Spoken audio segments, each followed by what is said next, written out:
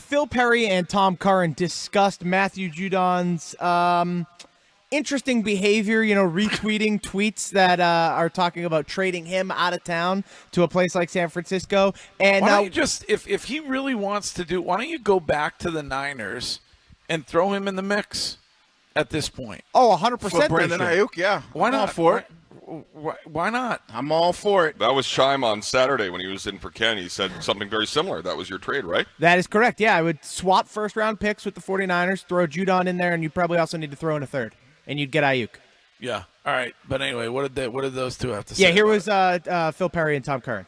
When you're out there retweeting trade proposals that actually have you sent out of town, I would say, generally speaking, that's not a great thing. If he's not demanding a trade, it seems as though, based on his social media usage, that he's at least open to it. As far as this goes, Tom, what I would say we can bank on is that he wants some guaranteed money.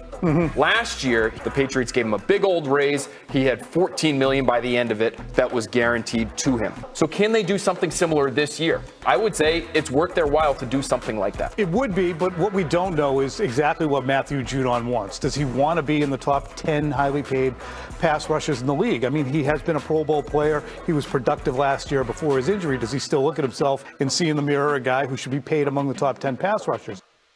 What is he, 34? I don't think he's that old. 32? I'm not sure how old he is. Scheim, Google machine. I think the biggest thing is the biggest question that hurdle he's going to have to deal with is that I get it. He's 31. 31. He's a valuable piece to this defense. Turning 32 in August. But he didn't play last year because of the injury, so they're going to be like, well, we want to see what Matthew Judon we're getting back. So it's hard to give somebody new money or guaranteed money when you don't know what type of player you're getting back because he's coming off injury. In your mind, coach, is he a top 10 pass rusher in the NFL right now? Yeah.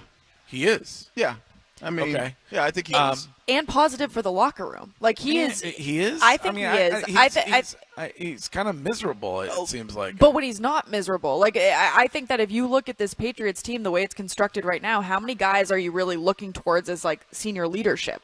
Yeah, he's one of your veteran leaders in the locker room. The fact that you could lose another guy like that when you have such a unexperienced team? I would say this. If I told you before the offseason that Elliott Wolf and Gerard Mayo's first line of business would be to reward players that succeeded under Belichick, and that we'd be sitting here days away from camp opening, and Judon was one of the few that didn't get paid, wouldn't that be surprising? It wouldn't be surprising to me because he got paid last year. So I don't like he. I mean, everybody that got paid got paid last. I mean, year. how long you been following the NFL? This is par for the course, as they would say here at Granite Links. I'm well done. Double entendre? I got to tell you, the screwball is making Wiki bright. No idea what double entendre means, but I've heard it before. It's French for you're right. All right. Here you go. I believe it's on.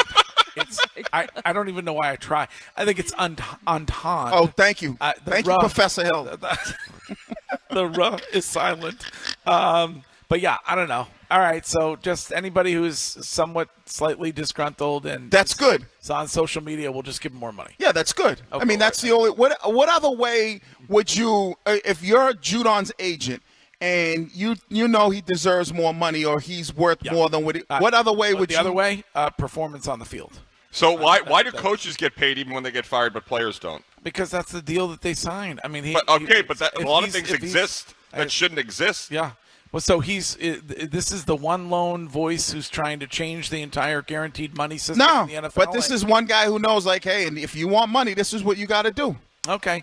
What's next, Scheim? Well, let's go to Aaron Rodgers because he's always fun to talk about. He had missed a couple OTAs, but he is telling you, via Pardon My Take, that it's all the media creating this. He didn't actually miss OTAs. He missed some kind of mini camp. Here's what Aaron Rodgers had to say. Years ago, there used to be a real thing called minicamp where it was you had one of them usually. Sometimes it was right after the draft, but either way, it was 5 practices in 3 days, Friday, Saturday, Sunday. So 2 practices on Friday, 2 on Saturday, 1 on Sunday. Now it's not minicamp. They can arbitrarily put a tag on whatever week of OTAs they want. So this is the minicamp week, which makes it somehow more mandatory than the other weeks. But it was an OTA schedule. That's how how words can be a little deceiving from time to time. You can make a story out of the fact that I missed a minicamp when it was really 2 OTA days. Right. Interesting. That came to the first 10. Right. So this is a media thing. And you would never change the meaning of a word or deliberately tell people No, one of course thing. not. Right. No. Exactly. Yeah. I have your back. Yeah. Okay. I for his sake, I hope he wins. I hope he wins big because They are going to fall on their face. Yeah, 100%. Totally. I think they're going to be pretty good. Well, it's how healthy is. If he's healthy, they'll be good. If he's not, they won't be good. Captain Dink. But I could care less. I mean, how many plays now? He's probably right nowadays. When I played, that's how minicamp used to be. It was mandatory. It was 2 practices, and then 1 practice. Nowadays, with these OTAs and everything like that, and guys are not showing up all the time. I mean, it is. If you had to pick the division right now, you have Buffalo first, or are you leaning Miami or Jets? Shine, where are you at? If Rodgers is healthy, I'm leaning Jets. I would too. Yeah, if he's healthy. Where would you lean? I currently am leaning towards the Dolphins. I think the Jets missed the playoffs. Bang. You do? Yeah, I think the Bills still make the playoffs because I think Josh Allen's that good. If Rodgers is healthy, I go Jets, Dolphins, Bills. You do. Because I want to see what Josh Allen now does without Steph Diggs. Remember, it was a struggle for him before Steph Diggs. You lose your best playmaker. Now he's got to try to figure that out. And we know that Josh Allen puts a lot on himself with his legs and everything. So I want to see where they are when you take away one of his key weapons. But I would say if Rodgers is healthy, Jets, Miami, Buffalo. If Rodgers is not healthy, I kind of agree with Shime. I like the Dolphins, even though their defense took a little bit of a lick losing Christian Wilkins, but their offense is talented.